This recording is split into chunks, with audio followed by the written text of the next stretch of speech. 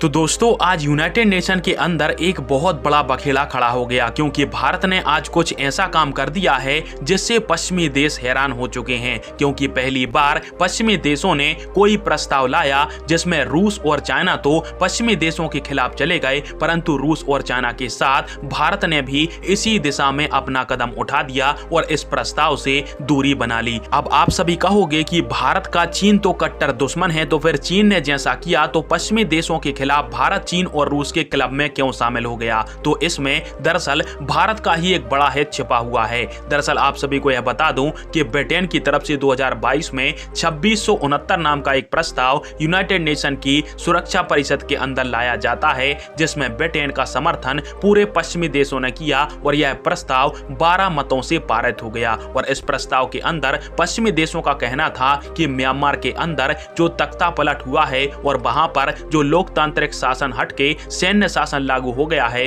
उसके ऊपर यहाँ के आसपास के देशों को और पूरी दुनिया को इस सैन्य शासन की आलोचना करनी चाहिए और संयुक्त राष्ट्र के अंदर म्यांमार में एक बार फिर से लोकतांत्रिक शासन लागू करने के लिए संयुक्त राष्ट्र के साथ मिलकर कदम उठाना चाहिए। परंतु इस प्रस्ताव से जहां पर पश्चिमी देश एक साथ खड़े हुए थे, वहीं पर रशिया, चाइना और इंडिया इस प्रस्ताव से दूर थे। और ऐसा करने के पीछे भारत ने वजह बताई कि म्यांमार में जो अभी जटिल परिस्थितियां हैं उनको हल करने के लिए धैर्यपूर्ण और कूटनीतिक बातचीत ही एकमात्र रास्ता होगी, और यदि अन्य कोई विकल्प अपनाया जाता है तो यह लंबे समय से चले आ रहे संघर्षों को हल करने में लाभदायक साबित नहीं होगा। और केवल धैर्यपूर्ण और साथ में कूटनीतिक कार्यों के माध्यम से ही म्यांमार में एक बार फिर से शांति और लोकतांत्रिक व्यवस्था को स्थापित किया जा सकता है। अब भारत के इस कदम से कई सारे जो मानव अधिकार संगठन हैं वो भारत के ऊपर खफा हैं, क्योंकि वो चाहते थे कि भारत भी म्यांमार के सैन्य शासन की आलोचना करे।